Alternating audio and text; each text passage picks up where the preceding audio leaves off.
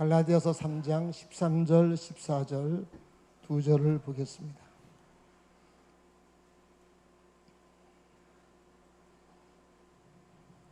(304페이지) 다 같이 읽겠습니다. 그리스도께서 우리를 위하여 저주를 받은 바 되사 율법의 저주에서 우리를 속량하셨으니 기록된 바 나무에 달린 자마다 저주 아래 있는 자라 하였습니다. 이는 그리스도의 예수 안에서 아브라함의 복이 이방인에 미치게 하고 또 우리로 하여금 믿음으로 말미암아 성령의 약속을 받게 하려 함이라. 아멘. 하나님 감사합니다. 오늘도 거룩한 주일을 맞이하여 하나님의 자녀들이 하나님을 경배하고자 모였습니다. 우리의 삶의 제일의 목적은 하나님을 영화롭게 하는 것이온데 우리가 예배를 통하여 하나님께 영광을 돌리기를 원합니다. 하나님 홀로 영광 받아 주시옵소서. 하나님께서 성령으로 이곳에 임재하여 주시고 오늘도 하나님의 말씀을 들을 때에 이 말씀이 사람의 말이 아니라 하나님의 말씀으로 들려지게 하셔서 참으로 우리 안에 놀라운 하나님의 만지심과 회복과 소망이 넘치는 그런 귀한 모습들 되게 하여 주시옵소서. 성령께서 친히 말씀하여 주시옵소서. 말씀하여 주시옵소서. 예수 이름으로 기도합니다. 아멘. 한번 고백합니다. 하나님 사랑합니다. 하나님 멋지십니다. 예. 지난주 암송구절 한번 읽어볼까요? 다 같이 한번 보겠습니다. 같이 한번 읽습니다. 시작. 그가 찔림은 우리의 허물 때문이요 그가 상함은 우리의 죄악 때문이라. 그가 징계를 받음으로 우리가 평화를 누리고 그가 채찍에 맞음으로 우리는 나음을 받았도다. 이사야 53장 5절 말씀. 아멘. 여러분, 우리 신앙의 핵심은 십자가입니다. 십자가. 그래서 여러분, 예배당에도 십자가를 걸어놓고 종탑에도 십자가를 걸어놓고 차 안에도 십자가를 달고 다니고 목걸이도 십자가를 걸고 이렇게 여러분 다니잖아요. 그러니까 우리의 신앙의 핵심이 십자가인데 십자가가 이방 종교처럼 부적이나 이런 의미가 아니라 예수님께서 십자가에서 행하신 것들을 우리가 알고 기억하기 위해서 십자가를 걸어놓는 것입니다. 그래서 여러분, 누가 기독교 핵심이 뭐냐 이렇게 안 믿는 사람이 질문을 한다면 여러 가지를 말할 수 있겠지만 가장 정확한 답은요, 예수님이 십자가에서 행하신 것들이 무엇인가를 알려주는 것입니다. 그래서 보통 우리가 전도를 할 때도 사형리라고 하는 것을 전도를 하잖아요. 사형리, 인간은 죄인이고 하나님께 벌을 받아야 되고 예수님께서 십자가에서 죽으셔서 예수님 믿으면 구원을 받습니다. 이런 게 사형리라고 하는데 그 사형리는 뭐냐? 지난주에 배웠던 십자가에서 행하셨던 첫 번째 것들을 설명하는 것이잖아요. 그래서 여러분, 우리가 십자가에서 예수님이 무엇을 하셨는지를 잘 아는 것은 신앙이 가장 중요한 것들입니다. 지난주에는 우리가 이제 두 가지를 알았어요. 뭐냐면 주님이 우리의 죄를 담당하시고 우리가 받을 벌을, 징계를 받으심으로 우리가 하나님과 평화, 구원을 얻게 되었다 하는 것이고, 두 번째는 뭐냐면 주님이 우리의 질병과 고통을 십자가 위로 다 가져가시고 채찍에 맞으심으로 우리가 질병으로부터 뭐라고요? 나음을 받았다 하는 것입니다. 십자가에서 이루신 그런 일들이다라고 하는 사실이다 하는 거죠. 그런데 예수님 십자가에서 이루신 것들이 여러 가지가 많이 있는데 그 중에 오늘도 이제 좀 살펴보려고 하는데요. 우리 한번 13절의 말씀을 한번 13절의 말씀 자 같이 한번 읽습니다. 시작. 그리스도께서 우리를 위하여 저주를 율법의 저주에서 우리를 속량하셨으니 기록된 바 나무에 달린 자마다 저주 아래에 있는 자라 하였습니다. 아멘. 여러분, 이 세상에는요 보이지 않는 두 가지의 세력이 움직이는데요. 그 하나는 뭐냐면 하나는 축복이고 하나는 저주입니다. 이게 보이지 않는 축복의 세력이 움직이고 보이지 않는 저주의 세력이 움직여요. 사사기에 보면 이스라엘 백성들이 하나님을 떠나니까 그들이 어디를 가든지 저주가 임했다 그랬습니다. 그러니까 보이지 않는 저주의 세력이 그들을 따라다녔다, 그 얘기를 하는 거예요.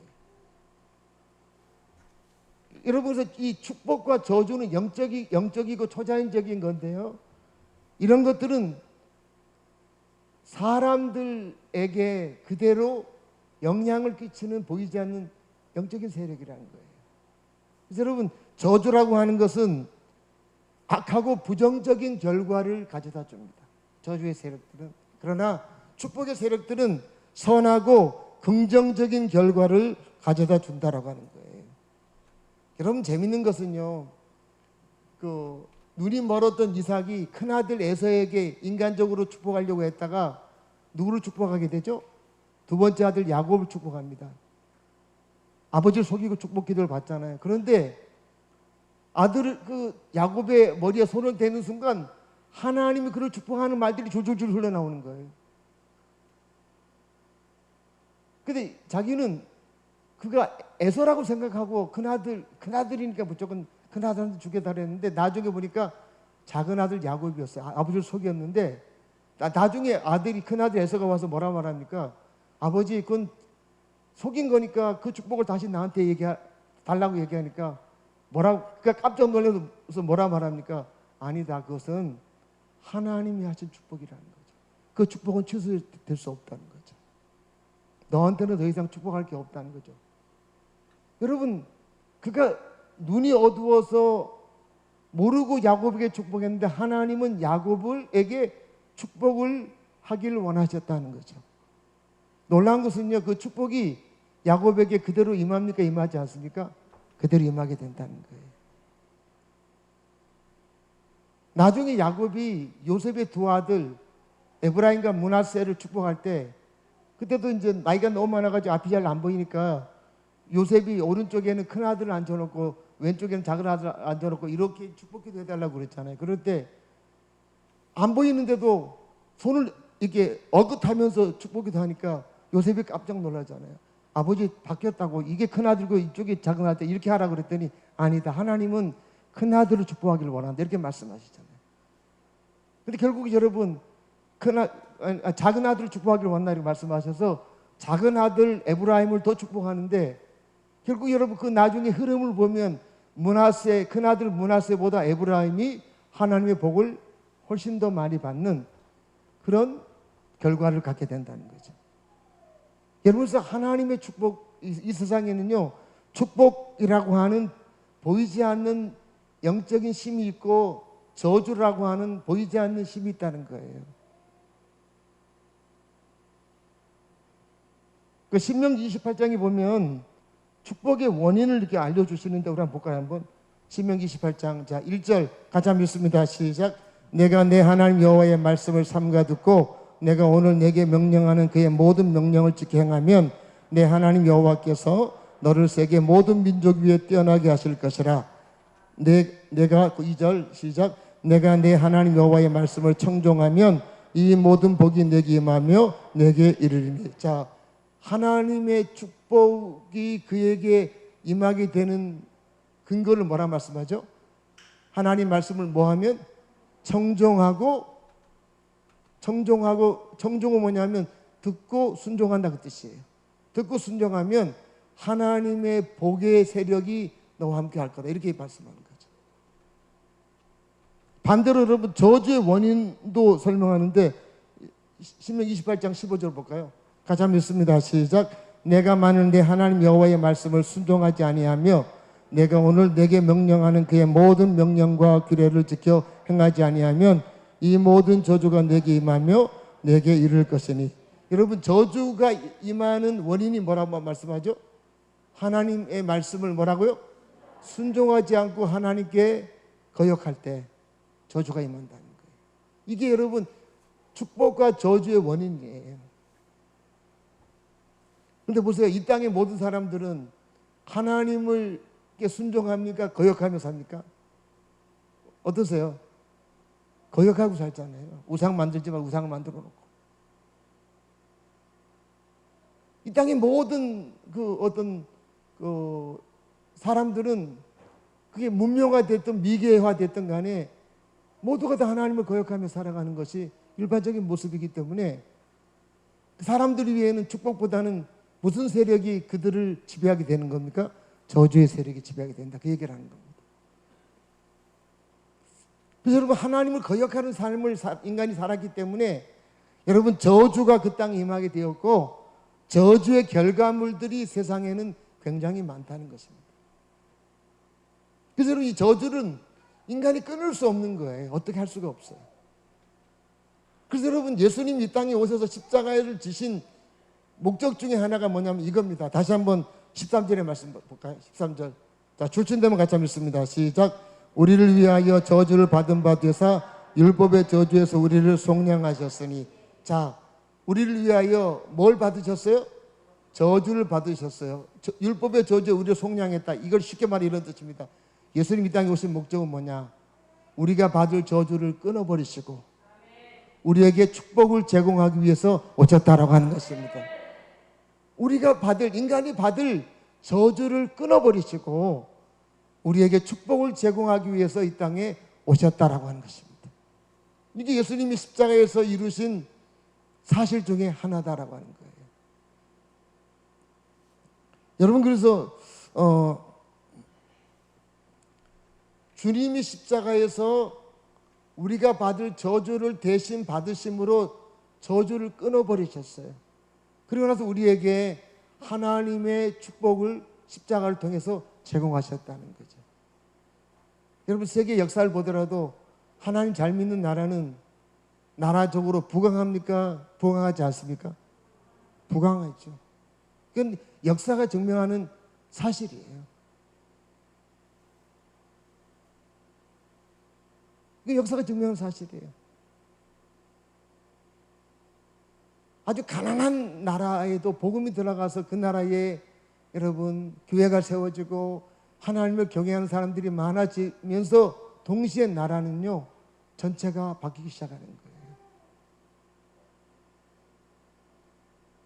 그래서 예수님은 십자가에서 우리가 받을 저주의 세력을 끊어버리시고 우리에게 축복을 제공하셨다 하는 것입니다. 그 축복이 뭐냐라고 하면 14절의 말씀, 14절의 말씀. 자, 같이 한번 읽습니다. 시작.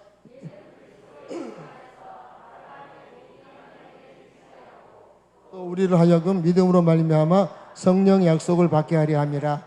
아멘. 여기 보시면 자, 그 제공한 축복이 뭐냐? 그래서 예수님을 통해서 뭐가 우리에게 미쳤다고요? 아브라함의 복이 미쳤다. 두 번째는 뭐가 또 미쳤다고 말하냐면 뭘 우리가 받게 됐다고요? 성령을 받게 되었다. 그 얘기를 하는 거예요. 이것도 복 중에 하나예요. 예전에는 거짓 신들을 섬겨 살았던 사람이 성령 하나님을 약속으로 받게 되는 그런 복을 누리게 되었다라고 하는 거예요. 성령님이 우리 안에 와 계신 것 자체가 뭐냐? 복 중에 복이라고 하는 거예요. 그 얘기를 하고 있는 거예요. 특별히 여러분 여기 줄진데 보면 예수 그리스도의 십자가의 사역을 통해서 아브라함의 복이 주님을 알지 못했던 저주 안에 있었던 이방인들에게 그대로 미치게 되었다. 이렇게 말씀하고 있습니다. 저와 여러분들은 원래 이방인이었잖아요. 하나님 모르게 살았는데 우리들에게 아브라함의 복이 임하게 되었다는 거예요. 아브라함의 복은 어떤 것인가? 다 창세기 24장 1절의 말씀. 자, 같이 한번 읽습니다. 시작. 아브라함에게 범사의 복을 주셨더라. 아멘. 하나님께서는 아브라함에게 범사의 복을 주셨다는 거예요. 모든 분야의 복을 주셨다. 그 얘기를 하는 거예요. 그러니까 예수님이 십자가에서 우리가 받을 저주를 끊어버리시고 우리에게 복을 제공하셨는데 우리 범사의 복을 주시는 그런 것들을 우리에게 주셨다라고 하는 것을 말씀하고 있습니다. 여러분, 그래서 특별히 아브라함에게 주셨던 복 중에 하나가 뭐냐면 부요함의 복이었습니다. 부요함의 복. 여러분, 그 가난과 빈곤은 참 힘들고 어려운 부분들이에요. 우리나라는 그래도 이렇게 잘 살잖아요. 여러분, 잘 사는 이유가 뭐냐면 이 땅에 있는 교회 때문에 나라가 잘 사는 거예요.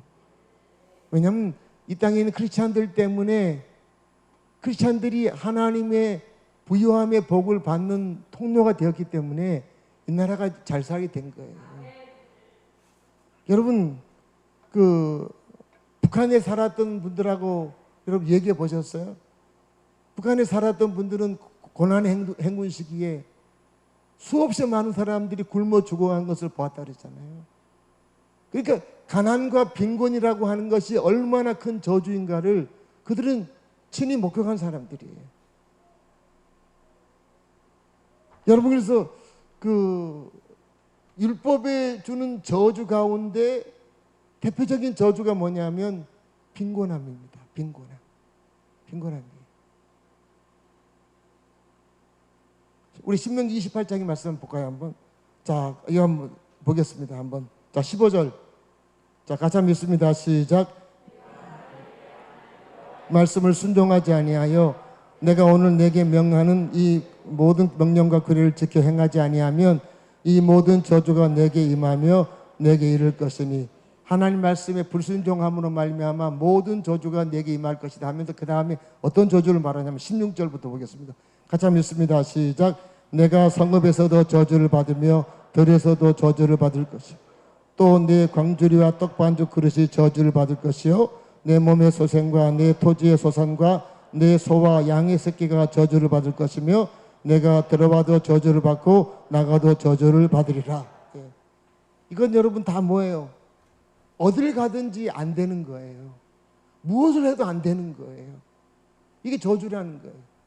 만약에 여러분 어떤 분이 여러분한테 와가지고 당신에게 이런 일이 임할 거다 라면서 이 성경 읽어주면 기분이 어떨 것 같으세요? 굉장히 불안하겠죠.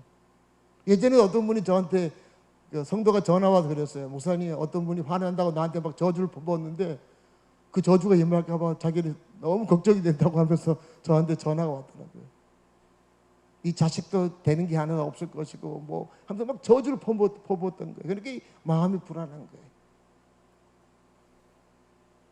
여러분, 뭐 성읍에도 저주를 받고 들에 가서 일을 해도 저주를 받고 네 광주리나 떡반죽 그릇에도 경제적인 빈곤이 임하게 것이고 네 자녀들에게도 그럴 것이고 뭐 나가도 들어가도 항상 저주가 따라다닐 것이다.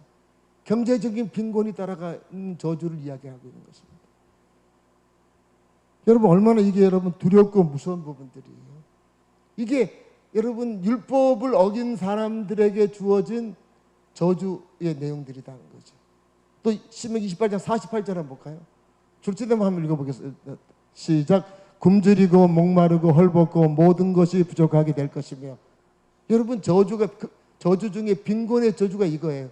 굶주리고 목이 마르고 헐벗고 모든 것이 부족한 상태. 이게 빈곤의 저주예요.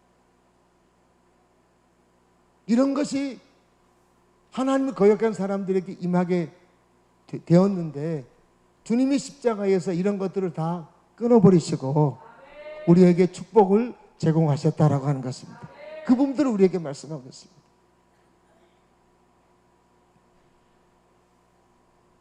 여러분, 예수님께서 십자가에서 매달릴 때 굶주렸습니까? 굶주리지 않았습니까? 24시간 동안 매달려 계셨기 때문에 굶주리셨죠. 두 번째, 예수님은 십자가에서 목이 말랐어요? 안 말랐어요? 목이 마르다고 말씀하셨잖아요. 피를 다 쏟아야 되니까 목이 마르다고 말씀하셨죠. 세 번째, 예수님은 십자가에서 헐벗었습니까? 아니면 좋은 옷을 입고 계셨습니까? 다 옷을 벗겨가지고 속옷만 입고 매달려 계셔. 헐벗고 계셨던 거예요. 그러니까 주님이 십자가에서 우리가 받을 이런 저주를 대신 받으심으로 말미암아 우리가 받을 저주를 끊어버리시고 우리에게 축복을 제공하셨다라고 하는 것을 우리에게 알려주고 있습니다. 예. 그러면서 고린도후서에서는 이 부분들을 이렇게 정리해서 말씀합니다. 한번 읽어보겠습니다. 자, 같이 한번 읽습니다. 시작. 우리 주 예수 그리스도의 은혜를 너희가 알거니와 부요하신 이로써 너희를 위하여 가난하게 되심은 그의 가난으로 말미암아 너희를 부요하게 하려 하심이라. 아멘. 자, 우리 주 예수 그리스도의 우리에게서 베푸신 은혜를 너희가 알아야 된다 하면서 그 은혜가 뭐냐라고 하면 이렇게 말씀하죠. 부유하신 이가, 예수님 원래 어떤 분이라고요? 부유하신 분이신데 우리를 위하여 어떻게 되셨어요? 가난하게 되셨어요. 어디서 가난하게 되셨어요? 십자가에서 가난하게 되셨다. 왜 가난하게 되셨냐면 그 다음에 뭐라 설명합니까? 그분의 가난으로 말미암아 너희를 뭐하게 하기 위함이라고요? 부유하게 하심이라는 거죠. 이것이 예수님 십자가에서 이루신 것들에 대하여 정리하는 말씀이에요. 예수님 원래 부유한 분이었어요.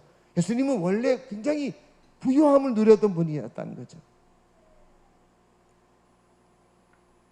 여러분, 예수님은 3년 동안 사역을 할 때 최소한 12명의 제자가 있고 함께 하는 사람들이 있다 보니까 한꺼번에 움직이려고 하면 돈이 많이 필요했어요.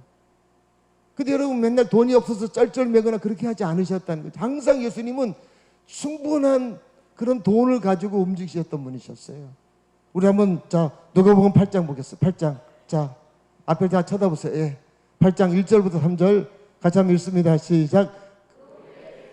각 성과 마을에 두루 다니시며 하나님 나라를 선포하시며 그 복음을 전하실세 12 제자가 함께하였고 또한 악귀를 쫓아내신과 병고침을 받은 어떤 여자들 곧 7 귀신이 나간 자 막달라인이라 하는 마리아와 헤롯의 청지기 구사의 아내 요한나와 수산나와 다른 여러 여자가 함께하여 자기들의 소유로 그들을 섬기더라. 아멘. 3절에 보면 마지막에 뭐라 하냐면 예수님이 사역을 할 때 이 여인들이 자기들의 소유를 가지고 사역비를 충당했다는 거예요.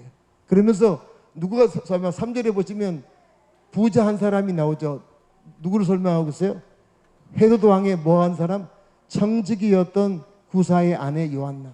헤로드 왕의 모든 재산을 관리했던 사람의 아내가 예수님을 따라다니면서 필요한 사역비를 제공했다는 거죠. 예수님은 그래서 가난하지 않으셨어요. 어딜 가든지 항상 풍성했다, 그 얘기를 하고 있는 거예요. 여러분, 예수님 보리떡 5개와 물고기 2마리 가지고 5,000명을 먹였으니까 여러분, 예수님은 항상 뭐든지 필요한 것들을 공급할 수 있는 능력을 갖고 있었다는 것입니다. 우리 지금 말하면 이런 거죠. 하나님이 주시는 신용카드를 들고 다니시면서 언제든지 필요할 때마다 그 카드를 사용해서 풍성하게 쓰셨다라고 하는 걸 말씀하고 있어요. 예수님은 십자가 지기 전까지는 부유하신 분이셨는데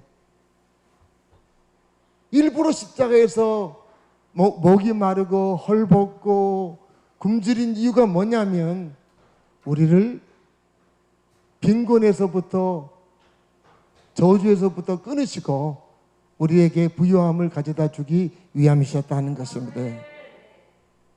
그래서 여러분, 우리가 이제 알아야 될 중요한 부분들, 예수님은 십자가에서 우리의 저주를 끊으시고 우리에게 축복을 제공하셨다라고 하는 것입니다. 이것이 주님이 하셨던 놀라운 세 번째 사실입니다. 여러분, 일반적으로 보세요. 주님을 열심히 잘 섬기면 하나님의 복을 일반적으로 받습니까? 안 받습니까? 받아요. 하나님 잘 섬기는 사람을 보면, 그 집안을 보면 하나님의 복이 분명히 임한 것이 여러분 눈에 보이도록 나타나게 돼 있어요. 그건 너무나 당연한 거예요.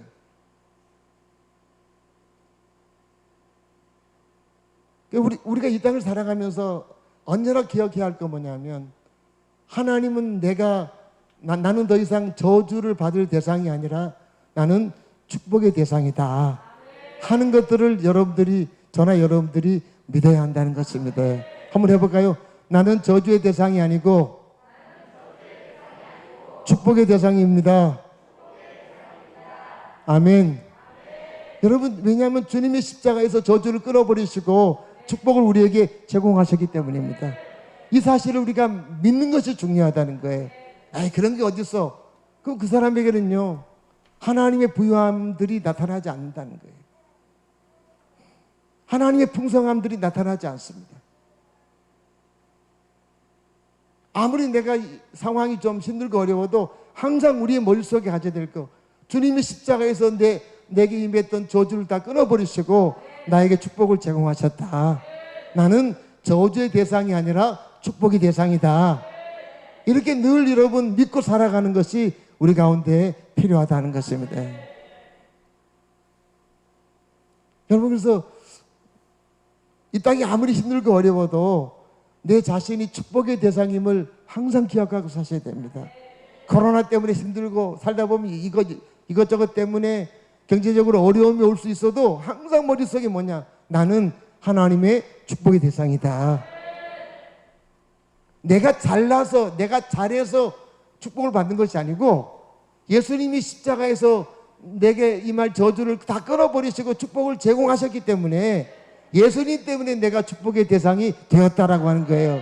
그 사실을 늘 믿고 살아가는 것, 그것이 우리 가운데 필요하다는 거죠. 여러분, 그런 믿음을 가지고 살아갈 때 하나님이 다양한 방법으로 우리를 축복하신다는 것이에요. 다양한 방법으로. 우리 좌우로 한번 인사하겠습니다. 나는 축복의 사람입니다. 인사하겠습니다. 한번. 여러분, 축복의 사람이에요. 여러분, 왜 하나님이 우리를 축복하기를 원하실까요? 물론 우리가 여러분 힘들고 어렵게 살아가는 것을 하나님께서 기뻐하지 않기 때문에 그런 것도 있지만 우리를 축복의 사람으로 만들고 싶어하는 이유가 있어요. 우리 한번 고린도후서 9장 8절의 말씀 보겠습니다. 자, 같이 한번 읽습니다. 시작. 하나님께서 여러분에게 온갖 은혜가 넘치게 하실 수 있습니다. 여러분은 모든 일에 언제나 쓸 것을 넉넉하게 가지게 되어서 온갖 선한 일을 얼마든지 할 수 있습니다. 아멘. 하나님께서는 우리에게 모든 일에 언제나 쓸 것을 넉넉하게 가지도록 하나님 하시겠다는 거예요. 그 이유를 왜 하나님이 우리에게 축복을 제공하실까라고 하면 줄친데 보세요. 뭘 하도록 하기 위함이에요? 선한 일을 하도록 하기 위함이라는 거죠. 하나님께서 기뻐하시는 일을 하게끔 하기 위하여 우리에게 여러 가지 필요한 것들을 공급하시겠다라고 하는 거예요. 여러분 보세요. 가진 것이 없고 맨날 여러분 빈곤하게 살면 여러분 뭐 이렇게 물질을 가지고 할 수 있는 게 없어요. 그냥 내 앞가림하기도 쩔쩔매잖아요. 근데 하나님 우리에게 풍성한 공급을 하셔서 하나님이 기뻐하시는 선한 일들을 하도록 하신다는 거예요. 선한 일이 뭘까라고 하면 이런 겁니다. 뭐냐면 하나님 나라를 확장하는 일에 물질 쓰는 거예요. 영혼을 구원하고 전도하고 또 아이들을 신앙으로 교육하고 또 이방 사람들이 나가가지고 여러분 복음을 전도하는 선교하는 일을 하고 하는 일은 여러분 물질이 많이 필요하지 않습니까? 하나님 나라를 확장하는 일을 위해서 우리의 물질을 하나님께서 공급하시겠다는 거예요. 하나님 우리에게 물질을 자꾸 줄 때마다 늘 생각해야 될 게 뭐냐면 하나님께서 선한 일을 하라고 나한테 주시는 거구나. 그래서 하나님 나라를 확장하는 일에 내가 물질을 사용하셔야 된다는 거예요. 그래야지만 하나님은 계속해서 우리에게 물질을 넘치도록 공급해 주시겠다는 것입니다. 여러분 전도하는데도 물질이 필요해요. 교회 안에서 여러분 다음 세대를 교육하는데도 물질이 필요하잖아요. 우리가 선교할 때도 여러분 이방 사람들 전혀 주님 모르고 사는 사람들을 이렇게 복음을 전하기 위해서도 여러분 선교할 때도 물질이 얼마나 필요합니까? 그 일을 위해서 우리가 물질을 하나님 앞에서 사용하게 되어질 때 하나님은 더욱더 우리에게 필요한 물질을 공급해 주시겠다는 거예요. 근데 이런 것들을 안 하고 단절시켜 버리면요 하나님의 주시는 물질의 공급들이 중단돼 버린다는 거예요. 그래서 우리가 하나님 앞에서 여러분 뭐 성경금을 하고 이런 부분들은 잘 하셔야 되는 거예요. 하나님 나라 확장해서 내가 물질을 쓰겠습니다. 이거 잘 하셔야 돼요.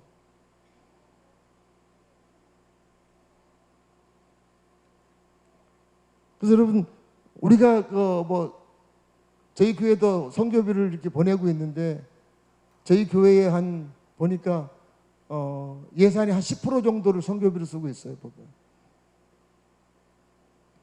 근데 사실은 더 많이 쓸 수 있는 형태로 우리가 가야 되는 거죠, 사실. 예. 하나님은 선한 일을 하도록 우리에게 물질을 제공하신다는 거예요. 그래서 여러분, 선교비도 여러분들 헌금할 때도 여러분 잘 하셔야 돼요. 예, 잘 하셔야 돼요. 선교비도 하는 것도 막 줄여버리고 안 하고 그러지 마시고 의도적으로 하나님 앞에 하셔야 돼요. 왜? 하나님의 선한 일에 동참하는 거기 때문에 그렇습니다.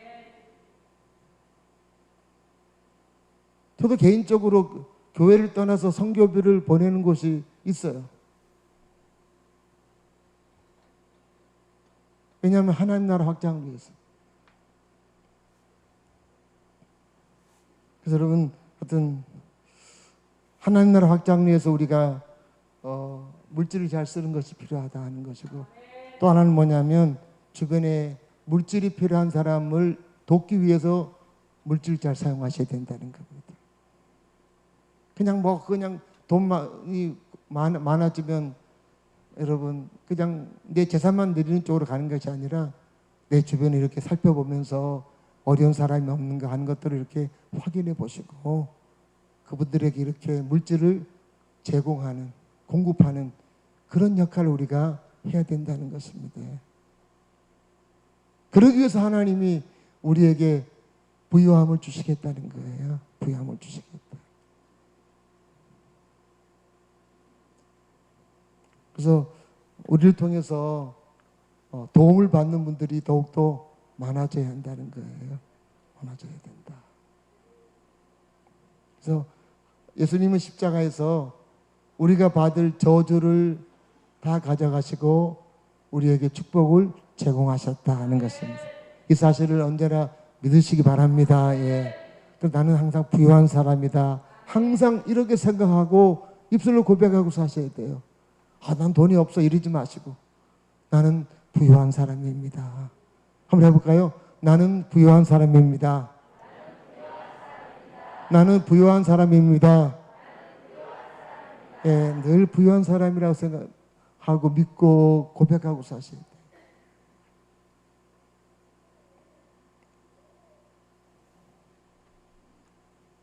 그리고 또 하나는 그 예수님 십자가에서 하셨던 것 중에 하나가 뭐냐면 우리를 새로운 피조물로 만들기 위해서 십자가에서 행하셨다는 거죠. 우리 한번 로마서 6장 6절 한번 볼까요?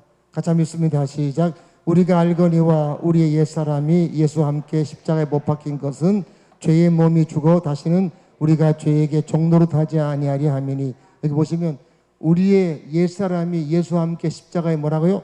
못 박혔다. 이 말은 우리의 옛사람은 죽었다 그 얘기를 하는 거예요. 옛사람이 죽었으면 무슨 사람이 등장해야 되는 거예요? 새 사람이 등장하는 거예요. 그래서 이 사실을 고린도후서 5장 17절에 이렇게 말씀합니다. 한번 읽어볼까요?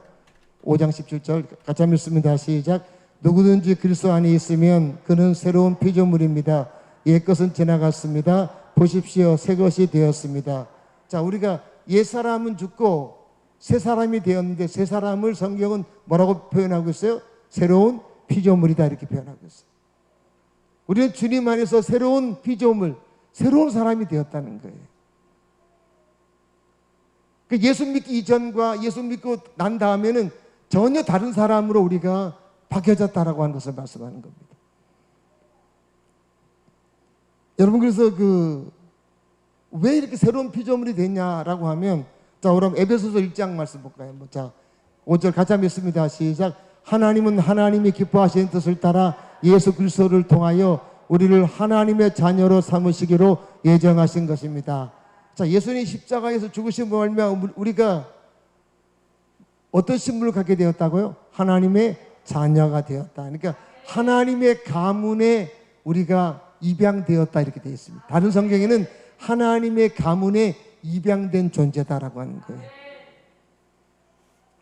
예전에는 육신에 속한 집안에서 우리가 살았지만 예수님이 십자가를 통해서 우리를 하나님의 가문의 자녀로 입양시키셨다는 거예요.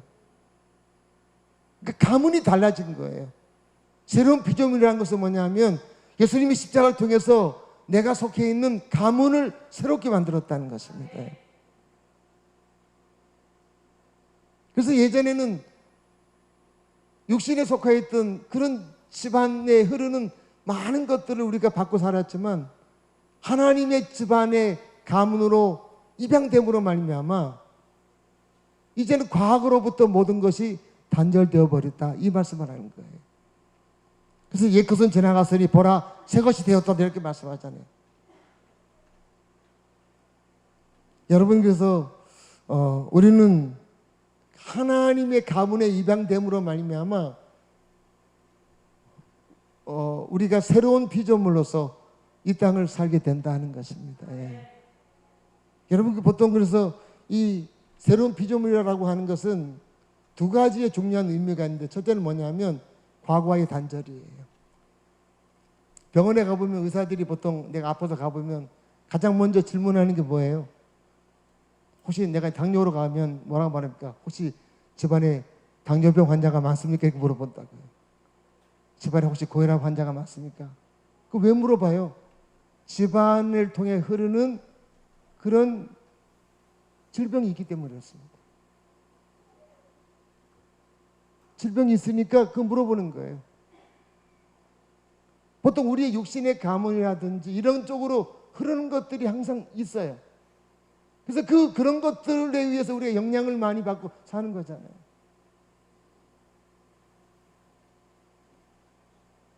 또 내가 배웠던 교육의 배경이라든지 어떤 환경의 영향을 많이 받고 사는 것이 우리의 모습이에요. 그래서 여러분 뭐 집안이 막 안 좋았으면 내 인생도 안 좋을 거야, 이런 식으로 생각하며 살아가는데, 우리가 주님 안에서 거하게 되면 뭐냐면 육신에 속한 모든 것들로부터 우리가 완전히 단절되었다라고 하는 것이에요. 단절되었다. 과거가 아무리 내가 끔찍한 상황에 살았다 할지라도 과거는 나와 단절되었다는 거죠. 예전에 어떤 분이 그런 얘기 하더라고요. 뭐냐면 자기 집안에는 저주가 흐르는데 그 저주가 어떤 저주냐면 대대로 집안에 무당이 있었다는 거예요. 무당. 여러분, 무당된 사람들한테 물어보면요, 무당 되고 싶어 된 사람 하나도 없어요. 무당이 되고 나면 그 인생이 얼마나 고통스러운 걸 알아요. 안 되려고 굉장히 노력을 하는데 이게 안 되는 거예요. 억지로 안 되는 거예요. 뭐 그들이 말하는 뭐 신통, 뭐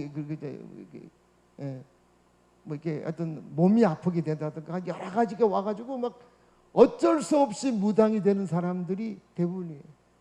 왜 그러냐면 집안에 흐르는 그런 것들 때문에 그런 거죠. 본인도 그냥 안 하려고 그렇게 하는데 이게 안 된다는 거예요.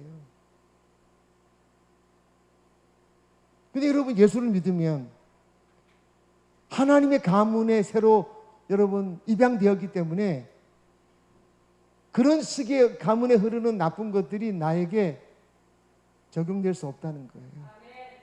과거의 그런 나쁜 것들은 내 자신으로부터 뭐냐면 단절되어진다는 거예요. 예수를 믿는 순간 아무리 집안이 여러분 대단한 무당이 있다 할지라도 딱 여러분 끊어짐을 선포하게 되면 그건 무조건 다 끊어지게 돼 있다는 것입니다. 저희 친구 목사님이 했던 얘기예요. 자기 어머니가 아주 유명한, 군에서 유명한 점쟁이였고 무당이었다는 거예요. 작두 타면서.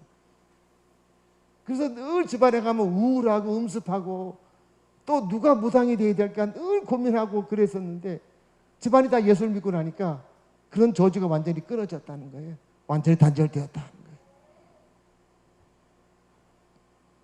여러분, 그래서 예수를 믿는다라고 하는 것은 주님이 우리를 새로운 피조물로 십자가에서 만들어 주셨기 때문에 과거에 아무리 나쁜 기억들, 나쁜 여러분 그런 유전적인 것들로부터 우리가 완전히 단절되어지고 끊어져서 새로운 사람으로 살게 된다는 것입니다. 완전히 다른 사람이 되는 거예요. 혹시 여러분 주변에서 누가 집안 얘기하면요, 확실하게 얘기하셔야 돼요. 나는 새로운 가문에 들어간 사람이다. 우리 아버지의 성이 뭐라고요? 예, 하나님이시니까. 난 하시 집안의 가문에 나는 입양된 사람이라고. 이렇게 항상 여러분 딱 끊으셔야 되는 거예요. 의사가 뭐 집안에 무슨 그런 유전적인 질병 얘기하면 속으로 그러셔야 돼요. 아이고, 웃긴 소리 하지 말라고. 이건 나와 아무런 상관이 없다고 하면 여러분들이 믿음으로 여러분 딱 끊어버리셔야 된다는 거예요. 이게 여러분 새로운 피조물이에요.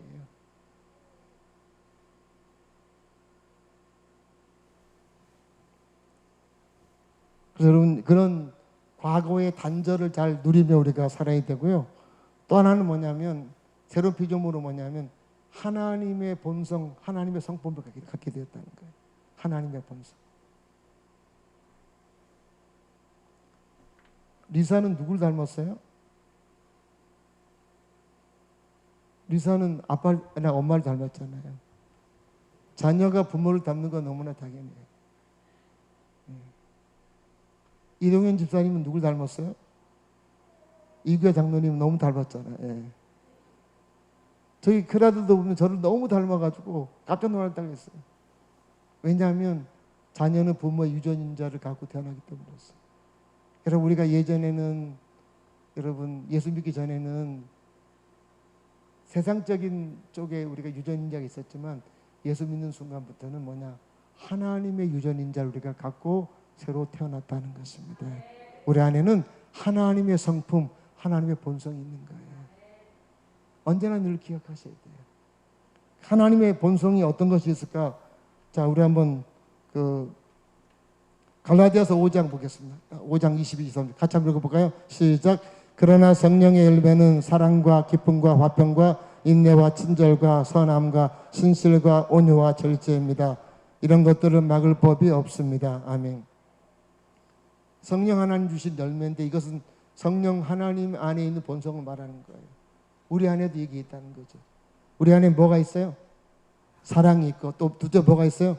기쁨이 있고, 세 번째는 화평이 있고, 네 번째는 인내, 친절, 선함, 신실, 온유, 절제, 이런 것들이 우리 가운데 있다는 거죠.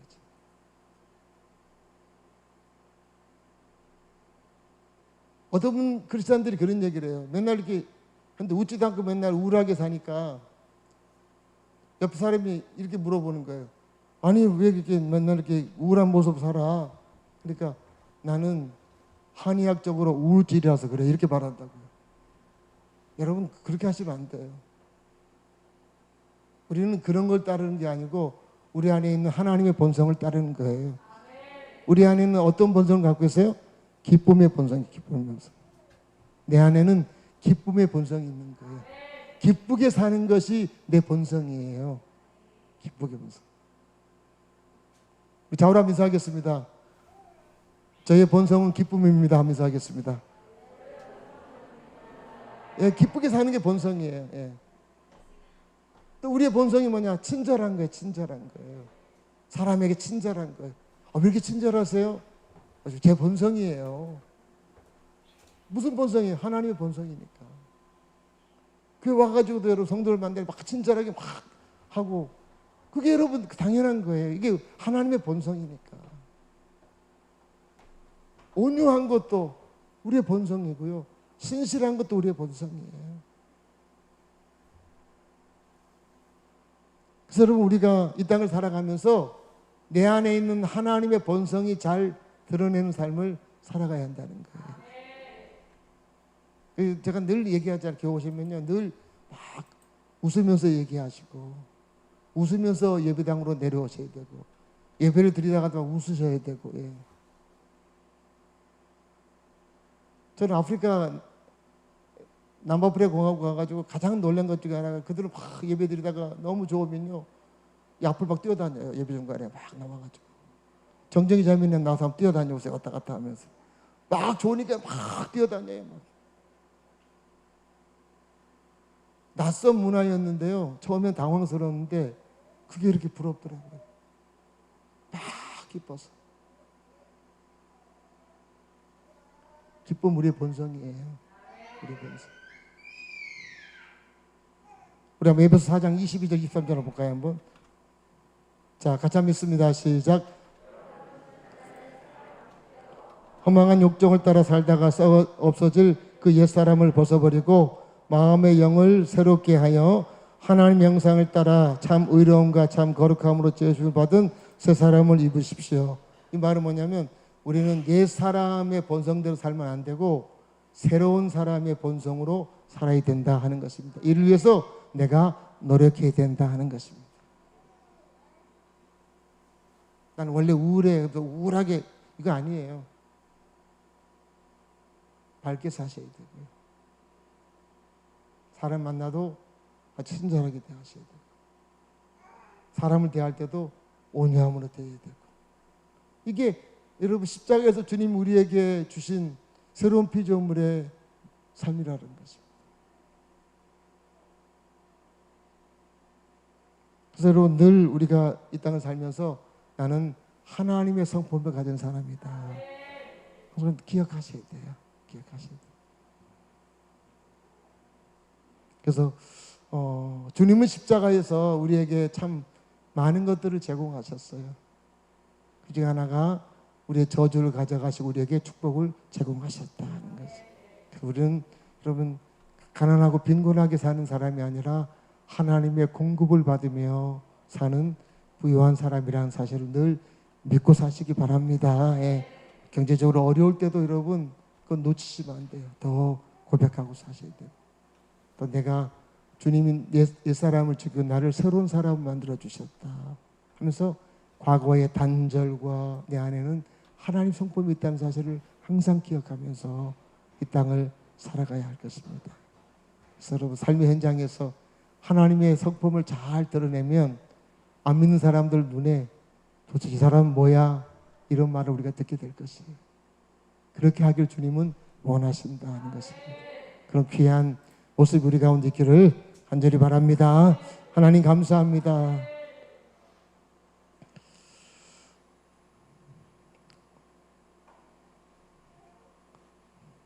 십자가에서 우리가 받을 저주를 끊어버리시고 우리에게 축복을 제공하신 주님께 영광을 돌립니다. 우리 옛사람을 죽게 하시고 새로운 사람으로 우리를 회복시켜 주심에 감사합니다. 아버지, 주님이 십자가에 행하신 그 놀라운 사실을 언제나 믿고 그 믿음으로 말미암아 그 사실들이 삶 가운데서 아름답게 잘 드러나는 우리의 생애가 되게 하여 주시옵소서. 특별히 어려운 가운데 경제적으로 어려울지라도 아버지 하나님의 공급하심을 많이 누리게 하셔서 참으로 하나님의 선한 일에 물질을 잘 사용할 수 있는 우리 모두가 되게 하여 주시옵소서. 감사를 드리며 예수 이름으로 기도합니다. 아멘.